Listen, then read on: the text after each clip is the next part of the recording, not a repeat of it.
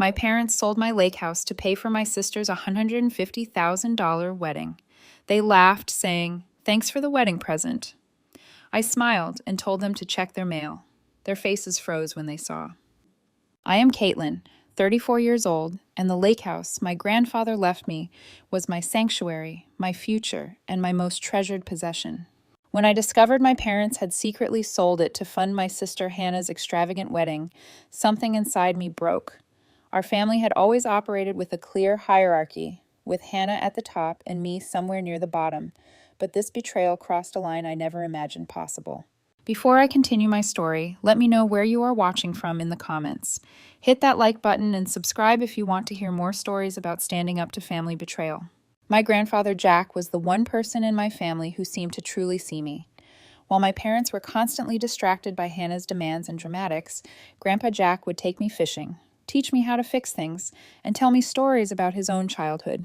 He was a self-made carpenter who built his lake house with his own 2 hands in the 1970s, and I spent every summer there from age 5 until I left for college. The lake house sat on 3 acres of waterfront property on Lake Winnipegacy in New Hampshire. It was not fancy by modern standards, just a 3-bedroom rustic cabin with a massive stone fireplace, wooden beams, and windows that opened to a panoramic view of the water. The dock stretched 20 feet into the lake, and I spent countless hours sitting at its edge with my feet dangling in the cool water. The boathouse held Grandpa Jack's old fishing boat and the canoe he taught me to paddle when I was just 7. Every corner of that property held memories that defined my childhood. When Grandpa Jack passed away 6 years ago, everyone assumed the lake house would be divided among all the grandchildren or sold to distribute the proceeds. But in his will, he specifically left it to me. I can still remember the moment his attorney read those words. To my granddaughter Caitlin, who appreciates the value of hard work and solitude, I leave my lake house and all its contents in the hope that she will find the same peace there that I did. The look on my parents' faces was one of genuine shock. My mother recovered quickly, putting on a smile that did not reach her eyes. "How wonderful, Caitlin. You always were Jack's favorite." The words were congratulatory, but the tone suggested I had somehow cheated. My father simply looked disappointed, likely calculating the lost potential income from a sale. Hannah, who was 27 at the time, made no attempt to hide her feelings. "But that property is worth a fortune now. Why would he leave it all to Caitlin? I spent just as much time there as she did." This was categorically untrue. Hannah had always found the lake house boring after a day or two, preferring to return to civilization where she could shop and socialize. This moment was just one example in a lifelong pattern. From childhood, our family operated with Hannah as the sun and the rest of us as planets in her orbit. She was the pretty one, the social one, the one who needed things.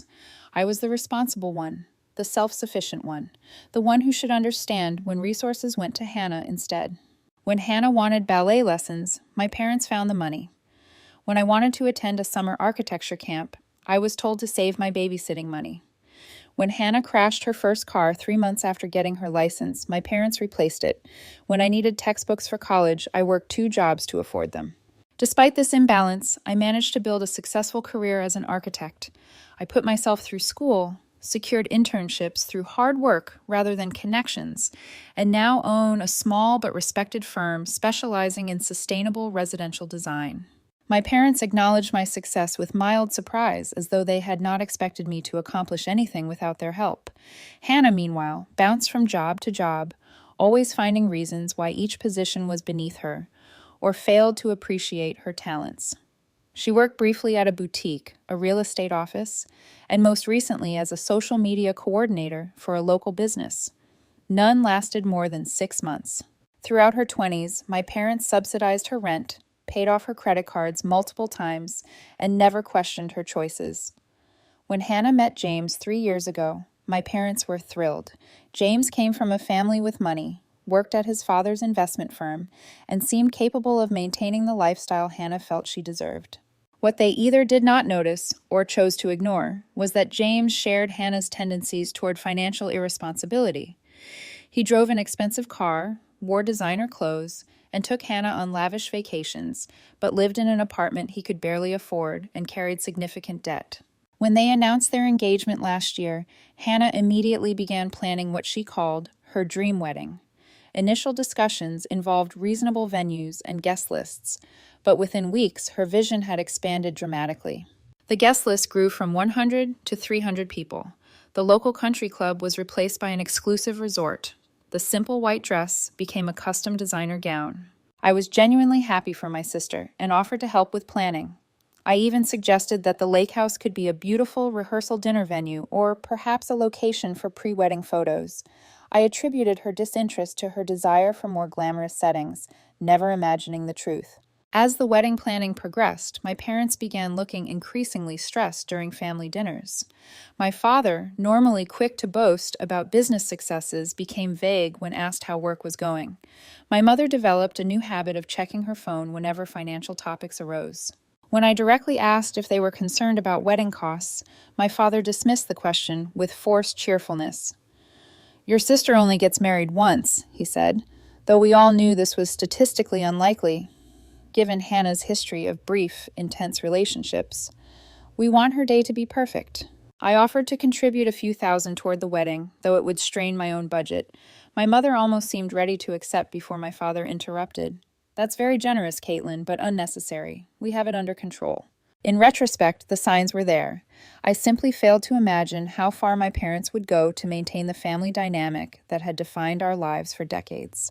6 months before the wedding, the subtle hints that something was wrong became impossible to ignore. Hannah's Instagram feed transformed into a showcase of extravagance. There was the reveal of her dress, which she mentioned had been handcrafted in France. There were sample photos from her chosen photographer, who I later learned charged $15,000 for a wedding package. There were weekly updates about floral arrangements, custom invitations, and monogrammed everything.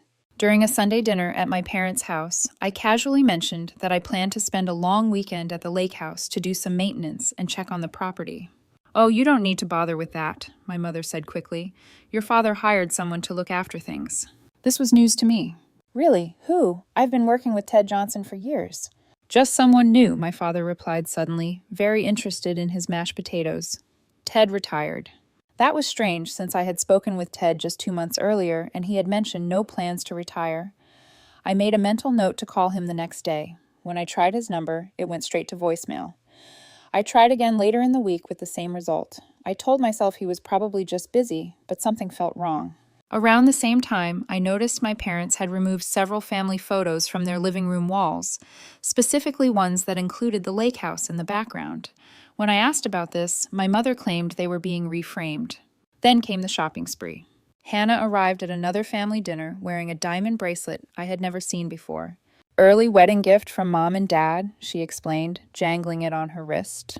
The following week, she announced she and James had booked a 3-week honeymoon to Bali and the Maldives, staying in overwater bungalows and private villas.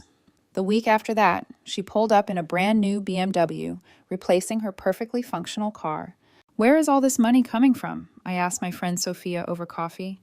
"Hannah's wedding has morphed into something out of a celebrity magazine, and now there are all these expensive gifts too." "Maybe James's family is contributing," Sophia suggested. "Didn't you say they have money?"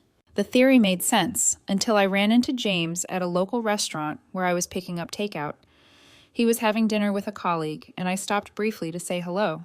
"Caitlin, just the person I wanted to see," he said, giving me an unexpected hug. "I haven't had a chance to thank you properly." "Thank me for what?" "For your incredibly generous contribution to the wedding," he said. "Hannah told me how much it means to her to have your support." I stood there utterly confused. "My contribution?" James suddenly looked uncomfortable, realizing he might have spoken out of turn. "You know what? I think I misunderstood something Hannah said. Never mind." I left with my takeout and a growing sense of unease. The next strange incident occurred when I received a call from Dorothy Matthews, whose property bordered the lake house on the north side. "Caitlin, dear, I wanted to check in about the sale. Will you still be coming up to visit occasionally? We'll miss seeing you around." My heart started pounding. "Dorothy, what sale are you talking about?" There was a long pause. "Oh my. I think I may have spoken out of turn. Perhaps you should talk to your parents." I pressed for more information, but Dorothy suddenly remembered an appointment and ended the call. I immediately tried calling the lake house landline, something I rarely did since I usually just showed up. The number was no longer in service. I checked my online banking and noticed something else concerning. There had been 3 failed attempts to access my primary savings account, all using an incorrect password.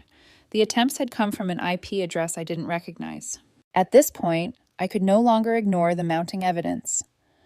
Something was happening with the lake house, and my parents were being deliberately deceptive. I decided to take a day off work and drive up to see the property for myself. The 3-hour drive from Boston to Lake Winnipegassee gave me plenty of time to consider the possibilities. Perhaps my parents had rented out the lake house to help pay for the wedding, though they had no legal right to do so. Maybe they had borrowed against it somehow, though again, they had no authority. The worst-case scenario seemed too awful to contemplate. I tried to reassure myself. My name was on the deed. The property taxes came out of my account automatically. Grandpa Jack's will had been crystal clear. Whatever was happening, I told myself, could be fixed. As I turned onto the familiar gravel road leading to the lake house, I noticed fresh tire tracks that had carved deeper ruts than usual. The old wooden sign reading Whitaker's Rest that had hung at the entrance for decades was gone. Then I saw the moving truck. My first thought, bizarrely, was that someone was delivering furniture. Maybe my parents had decided to surprise me with new pieces for the lake house, though that would be wildly out of character. But as I pulled closer, I saw people carrying things out of the house, not in. A middle-aged couple stood in the driveway directing the movers. The woman was pointing toward the boathouse while the man checked something off on a clipboard. Neither was anyone I recognized. I parked my car and approached them, trying to remain calm. "Excuse me, what's going on here? This is private property." The woman turned to me with a friendly smile. "Oh, hello there. Are you from the neighborhood?" "No, this is my house," I said firmly. "I'm Caitlin Whitaker. This property belongs to me." The couple exchanged confused glances. The man stepped forward, extending his hand. "I'm Robert Peterson, and this is my wife, Linda. There must be some mistake. We purchased this property 3 weeks ago. We closed on it last Friday." My legs nearly gave out beneath me. "That's impossible. I never sold this house. There must be some misunderstanding." Robert looked concerned now. He walked to his car and retrieved a folder of documents, which he handed to me.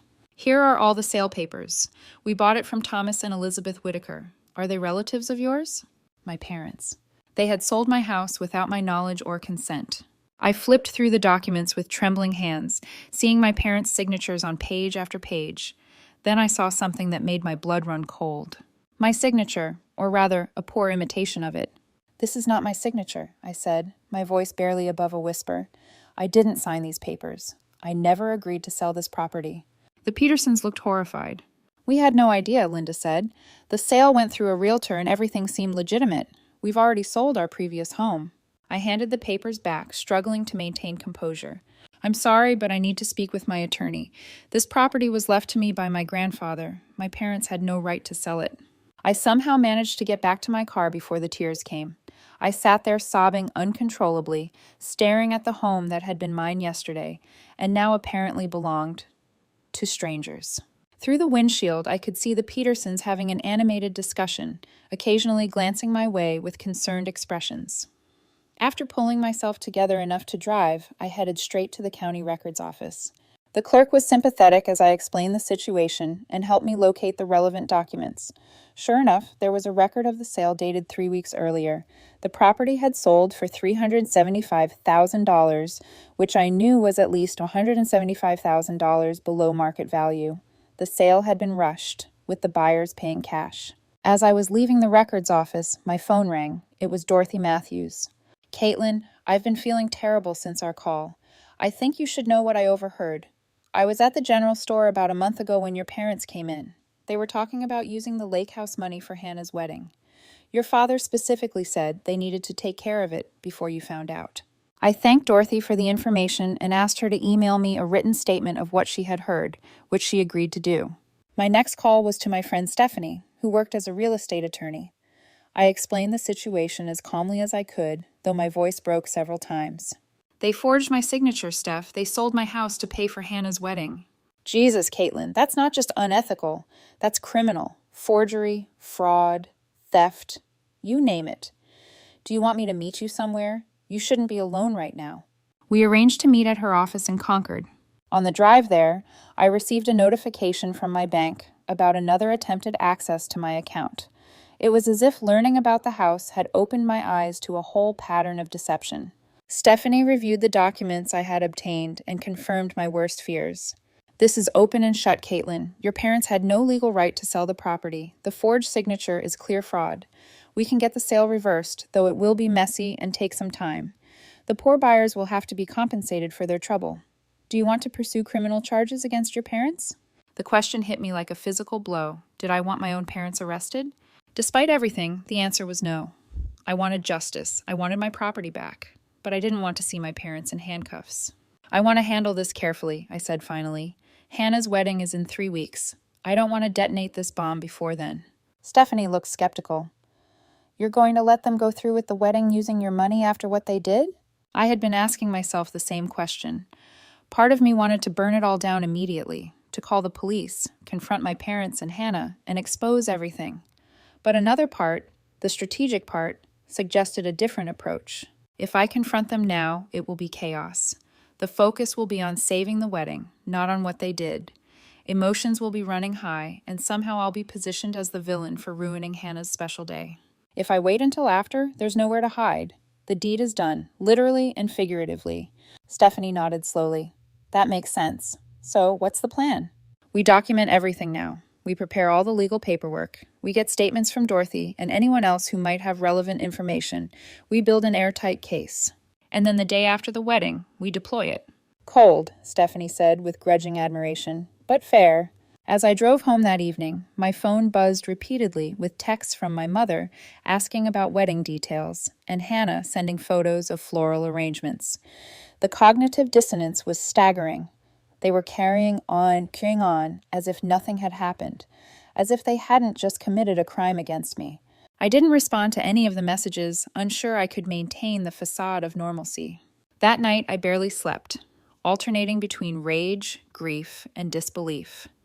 By morning, one thing was clear. I would get my lake house back, and my family would never be the same again. The engagement party was scheduled at the Langham, a 5-star hotel in Boston. Hannah had originally planned something more intimate at our parents' country club, but as with everything else, her vision had expanded dramatically. I considered not attending, but that would raise questions I wasn't ready to answer yet. I arrived 20 minutes late, partly due to anxiety and partly as a small act of rebellion. The hotel's grand ballroom had been transformed with thousands of white orchids, crystal chandeliers, and ice sculptures. A string quartet played in one corner while uniformed staff circulated with champagne and hors d'oeuvres. Hannah spotted me immediately and rushed over, resplendent in a beaded white gown that could easily have passed for a wedding dress itself. Caitlin, finally, I was worried you wouldn't make it. Isn't this amazing? Wait until you see the cake. I hugged her stiffly, searching her face for any sign of guilt or complicity. All I saw was her usual self-absorbed excitement. It's certainly elaborate for an engagement party, I managed to say. Hannah waved dismissively. You only get engaged once. Well, to the right person anyway, she giggled, as though her 2 previous broken engagements were charming quirks rather than concerning patterns. Where are Mom and Dad? I asked, trying to sound casual. Over by the champagne fountain. They're talking to the wedding planner about adding fireworks to the reception. Can you believe it? Actual fireworks. I made my way across the room, stopping to greet family, friends, and relatives. Everyone was buzzing about the spectacular wedding plans, with several people commenting on how generous my parents were being. Each compliment felt like a knife twist. I finally spotted my parents near an actual flowing fountain of champagne, deep in conversation with a sharp-dressed woman who I assumed was the wedding planner. I approached just close enough to overhear without being noticed. The fireworks display will add $20,000 to the budget, the planner was saying, but the photos will be absolutely worth it. Plus, we've had a cancellation at the estate, so we can now offer the premium garden space for the cocktail hour at only an additional $5,000. My father nodded, though I could see tension around his eyes. Hannah deserves the best. Let's add both. The wedding planner beamed and walked away to make notes, and my mother touched my father's arm. Are you sure, Tom? We're already so far over budget. It's fine, he said firmly. The house money covered the essentials. We can put the extras on the equity line. I felt physically ill. The house money. My house money. Before I could decide whether to confront them immediately, Hannah clinked a spoon against her glass and called for everyone's attention. She and James stood on a small platform at the front of the room. James and I want to thank everyone for coming tonight to celebrate with us, Hannah began. And we especially want to thank my amazing parents who are making our dream wedding possible. The crowd applauded as my parents waved modestly. And a special thank you to my sister Caitlin, Hannah continued, finding me in the crowd, for her incredibly generous wedding gift. We couldn't have done any of this without you, sis. All eyes turned to me. I froze, unable to respond as the room erupted in applause. James raised his glass in my direction, and my parents both smiled broadly, raising their glasses as well. Thanks for the wedding present, my father called out to appreciative laughter from the guests. I managed a tight smile and slight nod, then immediately headed for the restroom. I locked myself in a stall and tried to control my breathing, which had become rapid and shallow. They were publicly thanking me for a gift I never gave, for money stolen through fraud and forgery. The audacity was breathtaking. After splashing cold water on my face, I returned to the party, determined to maintain my composure. I needed to continue gathering information, not create a scene. I circulated through the crowd, accepting congratulations for my generosity with non-committal smiles. My Aunt Patricia cornered me by the dessert table. "Caitlin, darling, such sad news about selling the lake house. I know how much it meant to you, but what a wonderful sister you are to make such a sacrifice for Hannah's happiness."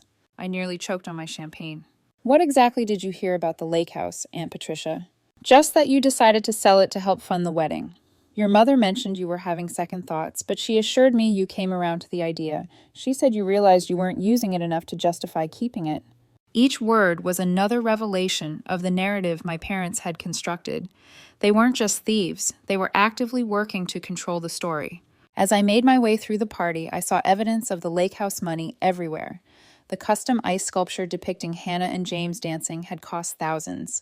The party favors were monogrammed crystal champagne flutes. Even the restrooms had been stocked with designer toiletries and fresh flower arrangements.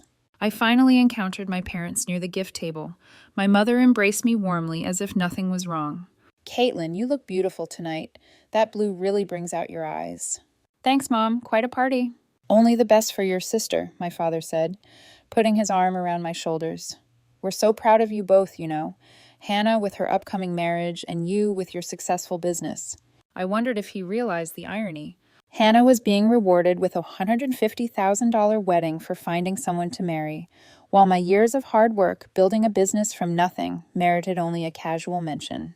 "The lake house sold quickly," I said, watching their faces carefully. My mother's smile faltered for just a millisecond before she recovered. "Oh, have you been up there recently?" "I met the new owners," I said, keeping my voice neutral. "The Petersons. They seem nice." My parents exchanged a quick glance. My father cleared his throat. "Yes, well, property values in that area have really peaked. It was a good time to sell." "Funny. I don't remember putting it on the market." Another glance between them. My mother laughed nervously. "Caitlin, this is hardly the time or place for this discussion. We should focus on celebrating Hannah's engagement." "You're right," I said, smiling. "We'll have plenty of time to discuss it later." I left the party shortly after, unable to stomach any more of the farce. In the Uber home, I called Stephanie and updated her on everything I had learned. "They're gaslighting you now," she said, "creating a narrative where you agreed to the sale. This actually strengthens our case. It shows consciousness of guilt." "They seem to think they'll get away with it," I said, staring out at the Boston skyline. "They have no idea what's coming." The next morning, I met Stephanie at her office to formalize our strategy. She had already drafted a preliminary legal brief outlining the unauthorized sale and forged documents. "Here's what we know," she said, pulling up a document on her computer. "Your parents sold the property for $375,000 on June 5th. The buyers paid cash, likely attracted by the below-market price. Your parents forged your signature on multiple documents, including the deed transfer. They appear to have accessed the funds immediately, as evidenced by the timing of deposits into their account and subsequent withdrawals for wedding expenses." "How did they get away with this?" I asked. "Don't these documents require notarization?" "That's our next avenue to investigate. Either they found a notary willing to overlook the forgery, or, more likely, they forged the notary's signature as well. We'll need to track down whoever supposedly notarized these documents." I rubbed my temples, feeling a headache building. "What about the buyers? The Petersons? Where do they stand legally?" "They're innocent purchasers, but unfortunately, they don't have clear title. A forged deed can't transfer ownership no matter how innocent the buyer. The good news for them is they'll have recourse against your parents for fraud. The bad news for everyone is this will be messy. We spent the next hour outlining our approach. Stephanie would file for an emergency injunction to prevent any further financial transactions related to the property. She would also prepare documents to report the forgery to the district attorney's office, though we would hold off on filing those until after the wedding. We should also consult with a criminal attorney, Stephanie suggested. The DA may want to pursue charges regardless of your wishes once this comes to light. She connected me with Martin Clean, a criminal defense attorney who occasionally worked with her firm. He agreed to meet us for lunch. This is a clear case of fraud, forgery, and theft, Martin said after hearing the details. The DA could absolutely pursue charges, and with the evidence you have, conviction would be likely. Your parents could be looking at substantial fines and potentially jail time. The thought made my stomach turn. Is there any way to resolve this without criminal charges? Possibly, Martin said. If they immediately acknowledge what they did, return all the money, and make restitution, the DA might be persuaded to accept a plea deal with probation rather than incarceration. But that depends on many factors, including the DA's discretion and your parents' cooperation. Over the next week, I assembled a comprehensive file documenting every aspect of the fraud. Dorothy Matthews provided a written statement about the conversation she had overheard. I obtained bank records showing the suspicious deposit into my parents' account. Stephanie located the notary whose stamp appeared on the documents, who confirmed she had never notarized those papers and would provide an affidavit stating her stamp had been used fraudulently. Most damning of all, I found online posts from Hannah about wedding expenses that directly correlated with withdrawals from my parents' account after the lake house sale. In one post, she shared photos of her $15,000 dress. On the same day, my parents withdrew that exact amount. What about the emotional impact? I asked Stephanie during one of our planning sessions. I want them to understand what they've taken from me. It wasn't just property. It was my connection to my grandfather, my memories, my future plans for that place. That's why I suggested the letter, Stephanie said. The legal documents handle the factual and financial aspects. The letter is where you can address the personal betrayal. I spent days drafting, revising, and redrafting that letter. How do you adequately express the feeling of having your own parents steal from you? How do you convey the depth of betrayal when the people who should protect you decide your inheritance is theirs to take? In the end, I kept it simple and direct. Mom and Dad, what you did was not just illegal, it was a profound betrayal of trust. The lake house was not just property to me. It was my connection to Grandpa Jack, who saw me when the rest of the family didn't. It was my sanctuary when life became overwhelming. It was my future, my plans, my dreams. You took that from me without asking. You forged my name. You lied to everyone, creating a fiction where I had consented. You spent the money on one day of celebration for Hannah, prioritizing her desires over my rightful inheritance. I am pursuing all legal avenues to reclaim what is mine. The attached documents outline the serious legal consequences of your actions. This could have been avoided with a simple conversation. Instead, you chose deception and theft. Hannah's wedding will proceed as planned. I will not punish her by disrupting her day, though I have serious questions about her knowledge of and complicity in this scheme. But once the wedding is over, there will be a reckoning. Caitlin. As the wedding approached, maintaining the charade became increasingly difficult. Hannah sent daily texts with wedding updates. My mother called repeatedly about my bridesmaid dress fittings and rehearsal dinner details. My father emailed asking if I was planning to give a toast at the reception. I responded to each communication with minimal engagement, pleading work commitments when possible. I attended the necessary pre-wedding events, including the final dress fitting and the rehearsal dinner, maintaining a detached politeness that several relatives commented on. "You seem distant, Caitlin. Is everything okay?" my uncle asked during the rehearsal dinner. "Just busy with work," I replied, with the smile I had perfected over the past weeks, and a bit tired from all the wedding excitement. The night before the wedding, I could barely sleep. I reviewed the plan one final time.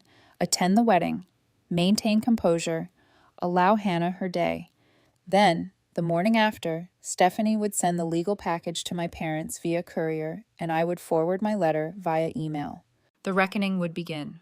As I finally drifted off to sleep, I thought of Grandpa Jack and what he would say about all this. I could almost hear his voice. "Stand your ground, Caitlin. Some things are worth fighting for." The wedding day arrived with perfect weather, as if even nature was conspiring to give Hannah her ideal day. The ceremony was scheduled for 4 in the afternoon at St. John's Episcopal Church, with the reception to follow at the Rosewood Estate, one of the most exclusive venues in the region. I arrived at the church early for the bridesmaids' photographs, wearing the pale pink gown Hannah had selected. The photographer positioned us on the church steps, arranging and rearranging us for the perfect composition. Hannah stood in the center, radiant in her custom French gown with its 15-foot train and delicate beadwork that had taken artisans hundreds of hours to complete. Throughout the photo session, I maintained my composure by mentally cataloging the costs. Hannah's dress, $15,000. Professional hair and makeup for the bridal party, $3,000. Photographer and videographer package, $15,000. Flowers for the church, $8,000. Each item represented another piece of my stolen property, another memory of the lake house converted into ephemeral wedding trappings. The ceremony itself was elaborate, complete with a string quartet, professional opera singer, and custom-written vows. Hannah cried beautifully on cue, her makeup somehow remaining perfect. James looked handsome and polished in his designer tuxedo. My parents beamed from the front row, the proud architects of this perfect day. I performed my bridesmaid duties mechanically, holding Hannah's bouquet during the ring exchange, adjusting her train as needed, smiling for photographs. Inside, I felt nothing but a cold determination to see this through. After the ceremony, guests were transported to the Rosewood Estate via a fleet of vintage Rolls-Royce cars. The estate had been transformed with thousands of flowers, twinkling lights, and elegant drapery. Cocktail hour featured a raw bar, caviar station, and a champagne fountain identical to the one from the engagement party. I circulated among the guests, accepting congratulations on my sister's behalf and deflecting questions about the lake house with vague responses. It was a difficult decision, I would say, or sometimes we have to make sacrifices for family. Dinner was served in the estate's grand ballroom, where each table featured elaborate centerpieces of orchids and roses. The menu included Wagyu beef, butter-poached lobster, and gold-flake desserts. A 10-piece band played on a custom-built stage, and professional dancers had been hired to encourage guests onto the dance floor. During the toasts, my father stood and raised his glass. To my beautiful daughter Hannah and her wonderful new husband James, your mother and I couldn't be prouder. We have spared no expense to make this day perfect for you, because you deserve nothing but the best. The crowd applauded enthusiastically. I took a long sip of champagne to avoid having to smile. Hannah's maid of honor gave a touching speech about their friendship, and then James's best man shared amusing anecdotes about the groom. Finally, Hannah herself stood up, slightly tipsy from champagne. I just want to thank everyone who made this day possible, she said, her voice thick with emotion. My amazing parents who gave me everything I ever wanted, my wonderful new husband, who I love more than anything, and my sister Caitlin, who made the biggest sacrifice of all. She turned to look at me. I know how much that lake house meant to you, and the fact that you were willing to let it go for my special day means more than I can say. The room erupted in applause. I felt dozens of eyes on me, expecting some response. I raised my glass slightly and nodded, not trusting myself to speak. As the evening progressed, the alcohol flowed freely and the dance floor filled.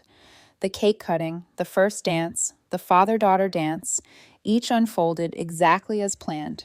I remained on the periphery, observing it all with detached interest, like an anthropologist studying a foreign culture's rituals. Around midnight, as the party was still in full swing, my parents cornered me near the dessert table. "You've been quiet all day," my mother said, her words slightly slurred from wine. "Are you not having a good time?" "It's a beautiful wedding," I replied neutrally. "The best money could buy," my father said with a wink. "Or the best lake house could buy, I should say." He laughed at his own joke.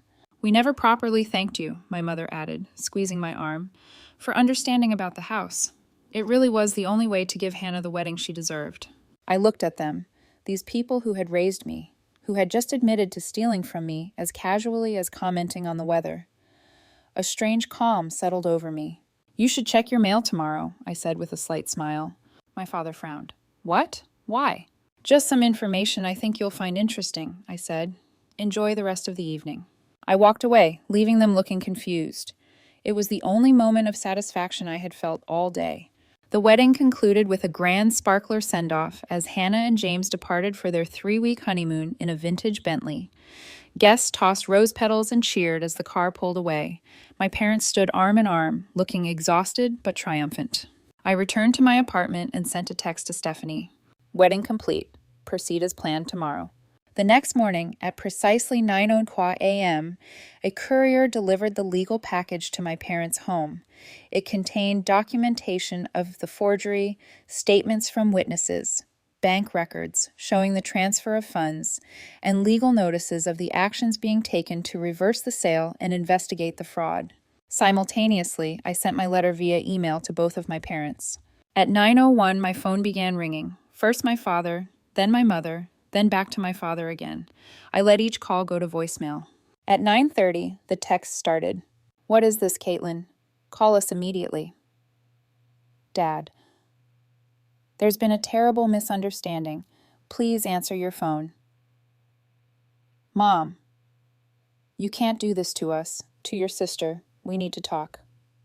Dad again. I didn't respond to any of them. By noon, other family members began calling. Apparently, my parents had started reaching out to relatives, either for support or to try to manage the narrative. My phone buzzed constantly with messages expressing confusion, shock, and in some cases, outrage on my behalf. At 1 p.m., I received a call from an unknown international number. It was Hannah calling from her honeymoon. What the hell, Caitlin? She snapped. Mom and Dad are completely freaking out. They said you're suing them on the day after my wedding. How could you be so selfish? Did they tell you why I'm suing them? I asked calmly.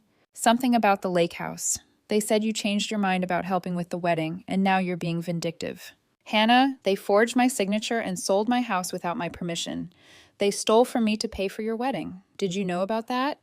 There was a long pause. I knew they were using money from the lake house sale, she finally said, her voice smaller. But they told me you had agreed to it, that you were doing it as a wedding gift. And you believe that? That I would give up my inheritance from Grandpa Jack for your one-day celebration? It's not just one day, she protested weakly. It's my marriage, my future with James. Your marriage and future with James have nothing to do with stealing my property, I said. If you knew nothing about the forgery, then my issue isn't with you. But if you were complicit in any way, there will be consequences for that too. Hannah started crying. You're ruining everything. We're going to have to come home early now. James is furious. I'm sorry your honeymoon is being interrupted, I said, not feeling sorry at all. But this is a situation of Mom and Dad's making, not mine. After hanging up, I turned off my phone. I needed space from the barrage of family drama. Instead, I called Stephanie from my landline for an update. Your parents contacted my office, she reported. They're asking for a meeting, saying they want to resolve this as a family without legal involvement. Too late for that, I said. What about the Petersons? They're understandably upset. I've explained the situation, and they're cooperating with the process to unwind the sale. They'll be seeking damages from your parents for the fraud, but they're not blaming you. By evening, I turned my phone back on to find dozens of missed calls and messages, most notably a text from my father. Family emergency meeting tomorrow at our house, 2 p.m. Please come. We need to fix this. I consulted with Stephanie and Martin, who both advised me not to meet with my parents alone. We agreed that Stephanie would accompany me as my legal representation.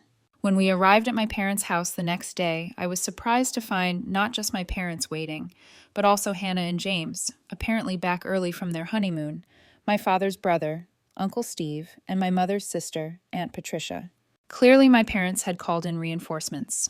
My father looked shocked when I walked in with Stephanie. Who is this? We said family only. This is Stephanie Miller, my attorney, I said. She goes wherever I go for discussions about this matter. We don't need lawyers for a family discussion, my mother protested. This stopped being just a family discussion when you committed fraud, I replied. The room fell uncomfortably silent. Hannah sat on the couch, looking pale and tired, still in traveling clothes. James stood behind her, his face tight with anger. Uncle Steve and Aunt Patricia exchanged uneasy glances. My father tried a different approach. Caitlin, honey, we know you're upset. There was a misunderstanding about the lake house. We thought we had your implicit consent. Implicit consent? I repeated. You forged my signature on legal documents. You sold property that didn't belong to you. You took hundreds of thousands of dollars that weren't yours to take. Which part of that was a misunderstanding? We were going to pay you back, my mother said weakly. With what money? When was there a plan? Or were you just hoping I wouldn't find out until it was too late? No one answered. I opened my laptop and connected it to their television. Let me show you exactly what happened so there's no more room for misunderstandings. Over the next 30 minutes, I presented the evidence Stephanie and I had compiled. The forged documents with my fake signature, bank records showing the transfer of funds directly correlating with wedding expenses, a timeline of events showing the deliberate deception, a statement from Dorothy Matthews about the conversation she overheard, proof that the notary's signature and stamp had also been forged. When I finished, the room was deathly quiet. Hannah was openly crying. James looked like he wanted to be anywhere else. My aunt and uncle appeared horrified. Do you have any idea what you've done? I asked my parents. Not just legally, but to our family, to our relationship. You stole from me. You violated my trust in the most fundamental way possible. For what? So Hannah could have gold flakes on her wedding cake? My father finally spoke, his voice subdued. We made a terrible mistake. We got caught up in giving Hannah the wedding she wanted. We told ourselves we'd figure out how to make it right with you later. By creating a false narrative where I had agreed to sell? By gaslighting me and lying to the entire family? We panicked, my mother admitted. Once we started down this path, we didn't know how to stop. Hannah looked up, her makeup streaked with tears. I didn't know they forged your signature, Caitlin. I swear. They told me you had agreed to help with the wedding by selling the lake house. I thought it was incredibly generous, but not impossible. You've always been the responsible one, the one who makes sacrifices. The last sentence hung in the air, unintentionally revealing the family dynamic that had made this situation possible in the first place. I had always been expected to sacrifice for Hannah. This was just the most extreme version of a pattern established long ago. What happens now? My father asked, looking at Stephanie. That depends partly on Caitlin, she replied. The legal process to unwind the fraudulent sale is already underway. The Petersons will need to be compensated for their troubles. There will be financial penalties and legal fees. As for criminal charges, that will be up to the district attorney, though Caitlin's wishes will carry significant weight. All eyes turned to me. I want my house back, I said firmly. I want every penny that was taken from me returned, plus interest and damages. I want a public acknowledgement of what you did and an apology to everyone you lied to about this. And I want you both to get counseling to understand why you thought this was acceptable. My parents nodded mutely. As for criminal charges, I continued, I don't want to see you in jail, but that may not be entirely up to me. What you did was a crime, and there may be consequences beyond what I can control. Uncle Steve cleared his throat. I had no idea any of this was happening. Tom, Elizabeth, what were you thinking? This is your daughter, your own child. We always favored Hannah, my mother said quietly. We never meant to, but we did. She needed more, demanded more, and we responded to that. Caitlin was always so capable, so self-sufficient. We took her for granted. That's not an excuse for theft, I said. No, it's not, my father agreed. Nothing excuses what we did. We betrayed you, Caitlin. We violated your trust, and we are so, so sorry. Their apology felt both genuine and wholly inadequate. The damage was done. Trust, once broken at such a fundamental level, couldn't be easily repaired. We'll do whatever it takes to make this right, my mother added. I looked around the room at my family, seeing them with new clarity. The parents who had always prioritized Hannah's wants over my needs. The sister who had benefited from this dynamic her entire life. The extended family who had observed but never intervened. Making this right will take time, I said finally, and things will never be the same between us. That's the real cost of what you did. As Stephanie and I left the house, I felt a strange mix of vindication and sadness. I had stood up for myself, but at what cost? The family I had known was irreparably changed. Yet somehow I also felt lighter, as if a burden I had carried for years had finally been set down. The legal aftermath unfolded over the next 6 months. The sale of the lake house was invalidated, with the court ruling that the forged documents could not transfer legal ownership. The Petersons were understandably upset, but ultimately settled for a compensation package that included all their moving expenses, legal fees, and additional damages for the inconvenience. My parents liquidated investments and took out a home equity loan to repay me the full value of the property, plus interest and damages. They narrowly avoided criminal charges after the district attorney agreed to a deal that included community service, financial restitution, and mandatory counseling. The lake house returned to my possession, though not without emotional complications. The first time I visited after regaining ownership, I sat on the dock for hours, reconnecting with the property and processing everything that had happened. The space felt different, somehow tainted by the betrayal, yet still fundamentally mine. I spent that summer restoring the lake house, both physically and spiritually. I replaced the locks and installed a security system. I repainted walls, refinished floors, and updated the kitchen that had remained largely unchanged since Grandpa Jack's time. Each improvement felt like reclaiming the space, making it mine again. My relationship with my family entered a new phase. Hannah and I spoke infrequently. At first, our conversations were awkward and strained. She had returned most of the wedding gifts after learning the truth. Though she and James remained married, their honeymoon had been cut short, and the fairy tale beginning to their marriage had been irreparably tarnished. During one of our rare phone calls, Hannah finally asked the question that had clearly been bothering her. Would you have helped with the wedding if they had asked you directly? Would you have sold the lake house voluntarily? I considered the question carefully. No, I said finally. The lake house was never mine to give away for a wedding. It was Grandpa Jack's legacy, his life's work. He entrusted it to me specifically because he knew I valued it for what it was, not what it could be converted into. I might have contributed some money to your wedding, I added, but the house was never an option. Hannah was quiet for a moment. I think I always knew that, she admitted. Maybe that's why I never questioned their story too deeply. It was easier to believe you had agreed than to face the truth. My parents and I established a careful distance. We spoke monthly, met occasionally for brief meals, but the easy familiarity was gone.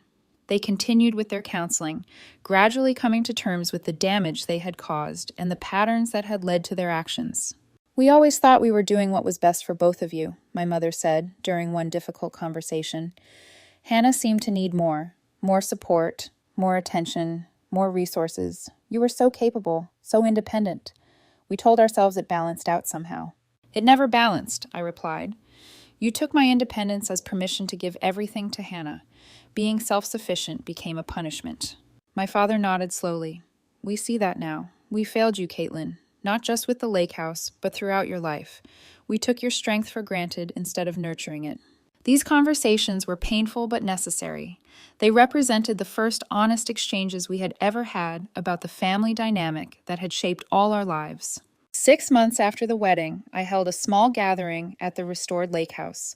I invited close friends who had supported me through the ordeal, as well as a few extended family members who had reached out with genuine concern. My parents and Hannah were not invited, a boundary that felt necessary for my healing.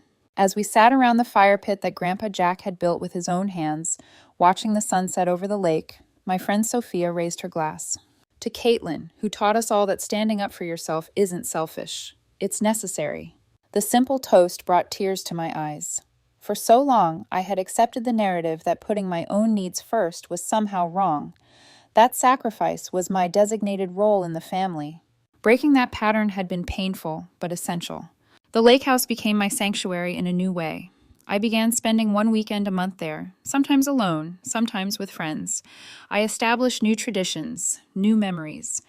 I planted a garden that bloomed in spring, built a reading nook in the sunroom, and learned to sail on Grandpa Jack's old boat, which I had carefully restored. A year after the wedding, Hannah and James welcomed their first child, a daughter they named Emma. The birth created an opportunity for cautious reconciliation. I visited them in the hospital, holding my tiny niece and feeling the complicated emotions of family bonds that persist despite deep wounds. I want her to know her aunt, Hannah said, watching me rock the baby. I want her to know the lake house and Grandpa Jack's legacy. I want things to be different for her than they were for us.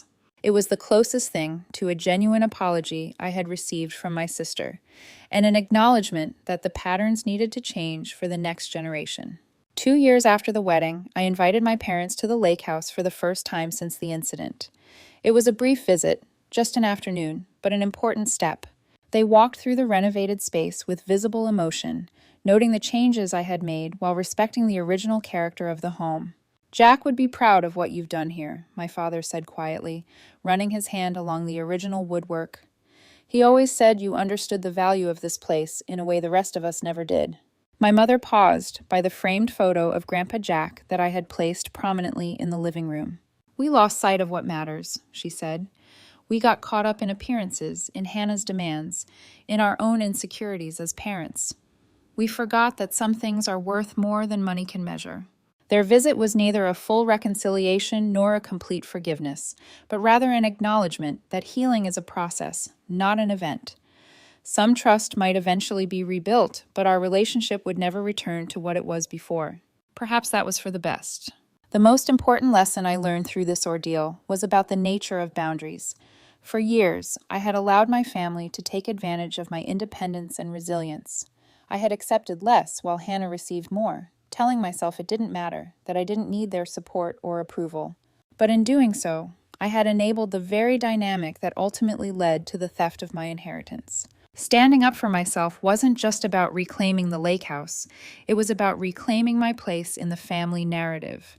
It was about saying clearly, I matter, my needs matter, my inheritance matters, my boundaries matter.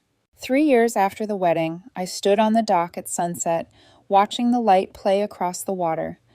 The lake house was fully mine again, in every sense. I had defended it, reclaimed it, restored it, and made new memories within its walls.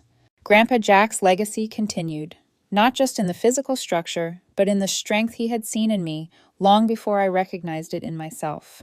As I prepare to end the story, I want to ask you a question. Have you ever had to stand up to family members who crossed important boundaries? How did you handle it, and what did you learn from the experience? I'd love to hear your thoughts in the comments below. And if this story resonated with you, please hit the like button. Subscribe to my channel for more stories about family dynamics and personal growth, and share this with someone who might need to hear that it's okay to protect what is rightfully theirs. Thank you for listening to my journey. And remember, sometimes the most important relationship you need to honor is the one with yourself.